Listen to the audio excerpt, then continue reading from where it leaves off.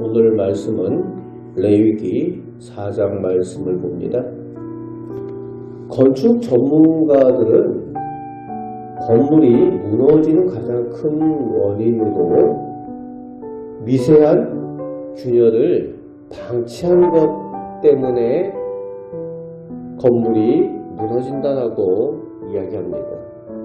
육안으로 잘 보이지 않는 작은 틈 사이로 습기가 스며들고 철근이 부식되면서 어느 날 한순간에 거대한 그 건축물이, 구조물이 붕괴한다는 겁니다. 우리 영혼도 마찬가지입니다.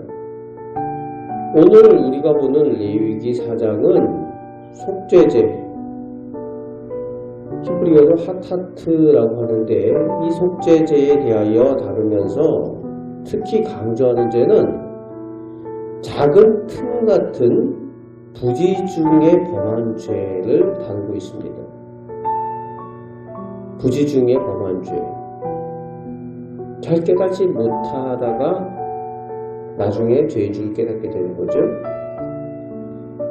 우리는 알고 지은 죄도 무거운데 모르고 지은 죄까지 속죄 제사를 드려야 하는가 라는 생각을 하기도 하죠. 하지만 성경은 우리가 인지하지 못한 채 저지를 작은 불순종, 도덕적인 불감증이 하나님과의 관계를 매우 심각하게 오염시킨다라고 경고를 하고 있는 겁니다. 2절 말씀은 이렇게 시작을 합니다. 이스라엘 자손에게 말하이르라 누구든지 여호와의 계명 중 하나라도 그릇 범하였으되, 뒤에서 이 그릇 범하였으되를 설명하는 내용들이 부지 중에 범하였으되, 부지 중에라는 말을 설명하여 장 전체에 쓰고 있습니다. 성경은 죄에 대한 기준을 나의 주관적인 의도, 즉 내가 그러려고 했는지에 대해서 두지 않습니다. 죄의 기준은 하나님의 절대적인 계명에 둔다는 거예요. 그러니까 무슨 얘기인가 하면은 내가 몰랐다고 해서 죄가 안 되는 게 아니라는 겁니다. 내가 몰랐다고 해서 죄가 없는 것이 아니라는 거예요.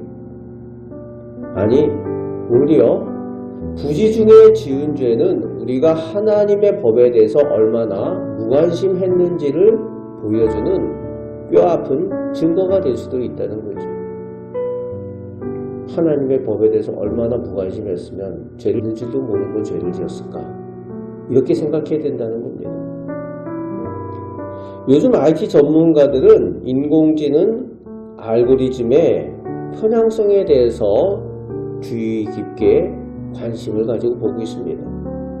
인공지능 개발자들이 어떤 악의를 가지고 특정 집단을 차별하거나 잘못된 시각을 가지지 않도록 그렇게 설계를 하지 않았는데, 인공지능이 저절로 데이터를 학습하는 과정에서 인종이나 성별에 대해서 차별적인 잘못된 결과를 내놓는 경우가 이 컴퓨터 인공지능에도 가끔 나타난다는 겁니다.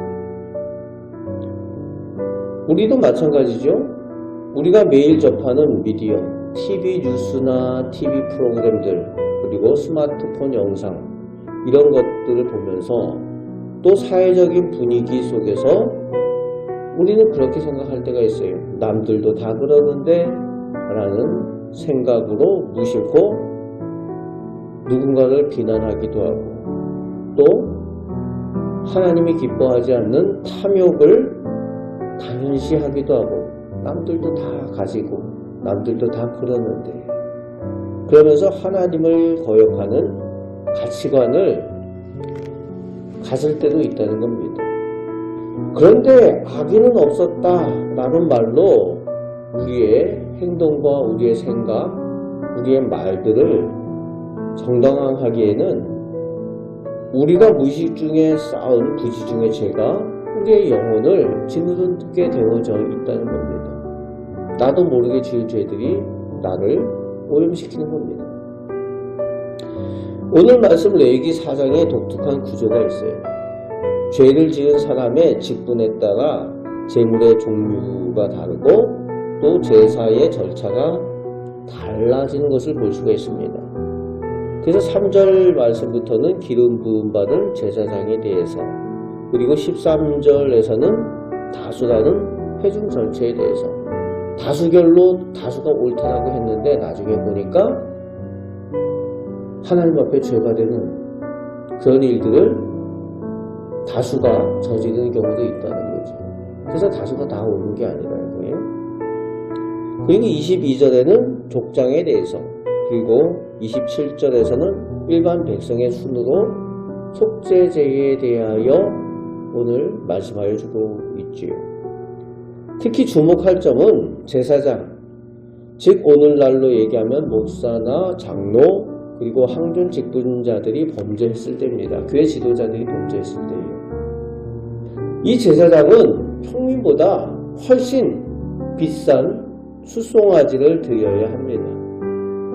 그 속죄하기 위해서 그 피를 성소한 휘장 앞에 7번 뿌려야 했습니다.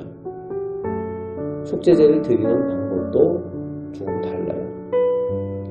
이것은 영적 지도자나 직분자들의 죄가 신앙 공동체와 가정 공동체 전체에 미치는 영향력이 얼마나 큰지를 보여주는 이야기입니다. 우리가 가정의 부모라면, 직장의 지도자라면, 교회의 중직자라면 우리의 부지 중에 짓는 죄는 단순히 개인의 문제로 끝나지 않는다는 겁니다. 지도자들의 영적 불감증은 그들이 속한 공동체 전체의 영적 대기를 오염시킨다는 거예요. 그렇죠? 지도자들이 어떤 생각을 가지고 어떤 영성을 가지느냐에 따라서 분위기 자체가 달라지는 거예요. 지도자들이 죄에 대해서 무감각하면은 그 신앙 공동체 전체가 죄를 지으면서도 죄를 짓는 줄도 모르는 거죠. 그렇게 되어집니다. 그래서 하나님께서는 제사장에게 더 엄격한 속죄 절차를 요구하고 계시는 거죠. 그만큼 지도자들의 거룩함이 공동체의 생존, 그 교회가, 그리고 공동체가 사느냐 죽느냐와 직결되기 때문에 그래요. 그래서 직분만큼 책임도 크다라는 것을 오늘 말씀을 통해서 보여주고 있습니다. 그런데 오늘 속죄제의 가장 강력한 메시지는 11절과 12절에 있어요. 속죄제물의 가죽, 고기, 머리, 정강이, 내장, 그리고 똥까지 모두 진영 바깥 재버리는 곳으로 가져가서 거기서 불사들라고 명령을 하고 계십니다. 번제, 화목제가 하나님께 드리는 향기로운 냄새라면은 속죄제는 그 죄의 오염물을 철저히 격리하고 소각하도록 하십니다. 화목제물은 나누어 먹었잖아요. 그런데 속죄제물은 죄로 오염되어 있기 때문에 철저하게 가서 불태워버리라는 거예요. 진영 바깥에 가져가서 철저하게 격리하고 불태워버리라는 겁니다. 없애버리라는 거지요. 죄는 보기 좋게 포장해서 숨길 수 있는 게 아니라는 거지요. 그렇습니다. 우리 가정에 어린 아기들이 있으면은 아기들이 똥을 싸놓고 거기다가 신문지나 종이를 덮어놓는다고 그게 없어지는 게 아니죠. 냄새가 진동을 합니다. 이처럼 죄는 배설물처럼 치워버려야 하는 겁니다. 반드시 현장에서 완전히 제거되어야 한다는 겁니다. 하나님께서 그 죄에 대해서 이렇게 가르쳐주고 계시죠. 하나님께서 제물을 진영 밖으로 들고 나가 태우게 하신 것은 죄에 대한 우리의 태도가 이래야 한다라는 것을 가르쳐주고 계십니다. 적당히 타협하거나 마음 한구석에 남겨두는 것이 아니라 완전히 성령의 불로 태워버려서 없애버려야 된다는 거예요. 내 안의 은밀한 습관, 무의식적인 교만, 이 정도는 괜찮겠지 하는 안일함 때문에 짓게 되는 그런 죄, 그 모든 것을 진영 밖으로 끌어내어 십자가 앞에서 불태우는 작업이 우리에게 날마다 있어야 된다는 겁니다. 부지 중에 지은 죄일지라도 그것은 하나님께로 나가는 통로를 막아버리는 거예요. 여러분, 우리가 알고 짓는 죄만 하나님께로 가는 통로를 막는 것이 아니라 우리가 무의식 중에 부지 중에 짓는 죄도 죄라는 겁니다. 하나님과의 통로를 막게 돼요. 그래서 우리가 죄에 대해서 민감해야 됩니다. 주님의 피가 이것을 해결할 수 있어요. 예수님의 피가 뿌려질 때에 그 하나님과의 막혔던 문이 다시 열립니다. 그래서 속죄제의 목적은 심판이 아니라 회복이에요. 하나님과의 관계의 회복입니다.